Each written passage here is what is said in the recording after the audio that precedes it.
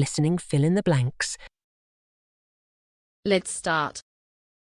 Governments require sellers of new medicines to demonstrate their safety and effectiveness. The accepted gold standard of evidence is a randomized control trial, in which a new drug is compared with the best existing therapy, or with a placebo. If no treatment is available, patients are assigned to one arm or the other of such a study at random, ensuring that the only difference between the two groups is the new treatment. The best studies also ensure that neither patient nor physician knows which patient is allocated to which therapy. Drug trials must also include enough patients to make it unlikely that chance alone may determine the result.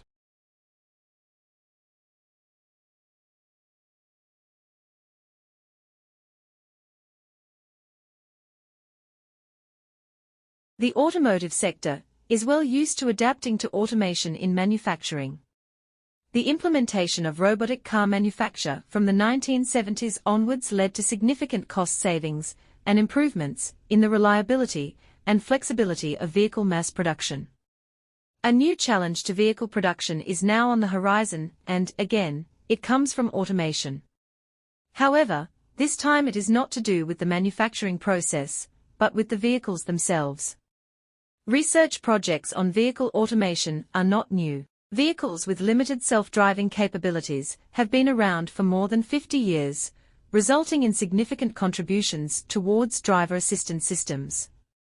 But since Google announced in 2010 that it had been trialing self-driving cars on the streets of California, progress in this field has quickly gathered pace.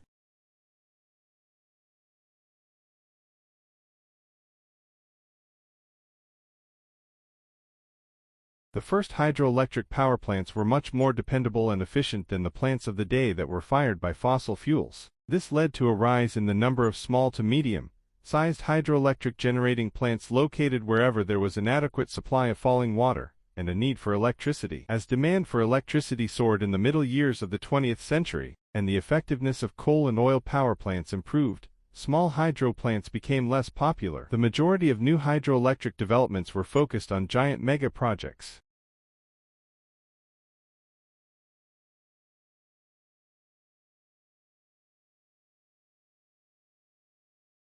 Artificial intelligence, AI, can already predict the future. Police forces are using it to map when and where crime is likely to occur.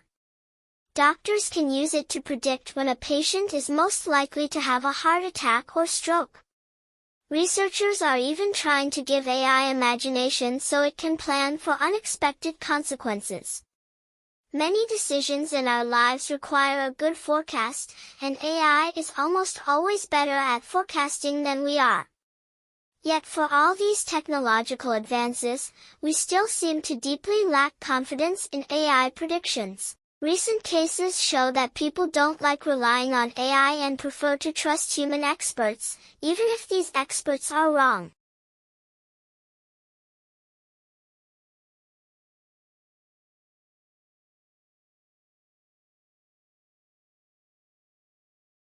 Researchers from the European Organization for Nuclear Research, CERN, in Geneva sent the neutrinos hurtling through an underground corridor toward their colleagues at the Oscillation Project, with emulsion tracing apparatus, OPERA, team 730 kilometers away in Gran Sasso, Italy. The neutrinos arrived promptly, so promptly, in fact, that they triggered what scientists are calling the unthinkable, that everything they have learnt, known or taught stemming from the last 100 years of the physics discipline, may need to be reconsidered.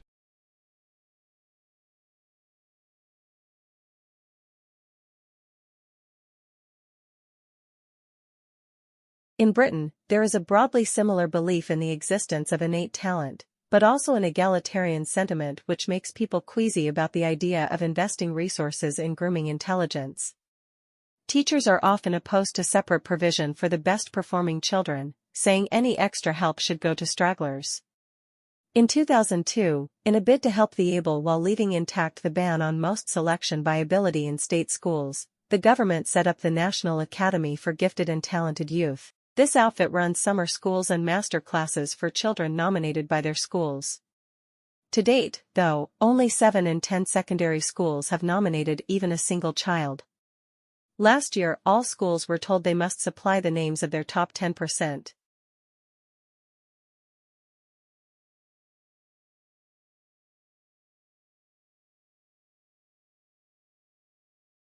It appears that experiential, situational, and cultural factors are even more powerful in shaping wisdom than previously imagined, says Associate Professor Igor Grossman of the University of Waterloo in Ontario, Canada.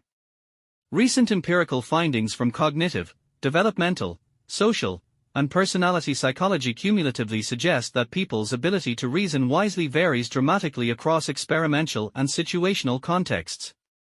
Understanding the role of such contextual factors offers unique insights into understanding wisdom in daily life, as well as how it can be enhanced and taught.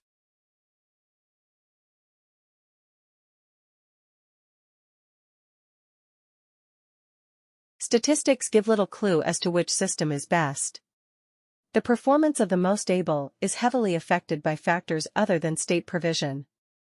Most state education in Britain is nominally non-selective, but middle-class parents try to live near the best schools. Ambitious Japanese parents have made private, out-of-school tuition a thriving business. And Scandinavia's egalitarianism might work less well in places with more diverse populations and less competent teachers. For what it's worth, the data suggest that some countries, like Japan and Finland, see table, can eschew selection and still thrive. But that does not mean that any country can ditch selection and do as well.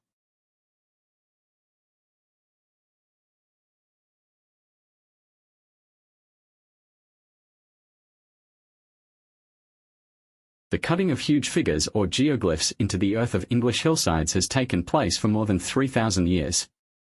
There are 56 hill figures scattered around England, with the vast majority on the chalk downlands of the country's southern counties. The figures include giants, horses, crosses and regimental badges. Although the majority of these geoglyphs date within the last 300 years or so, there are one or two that are much older. The most famous of these figures is perhaps also the most mysterious, the Uffington White Horse in Oxfordshire. The White Horse has recently been redated and shown to be even older than its previously assigned ancient pre-Roman Iron Age date.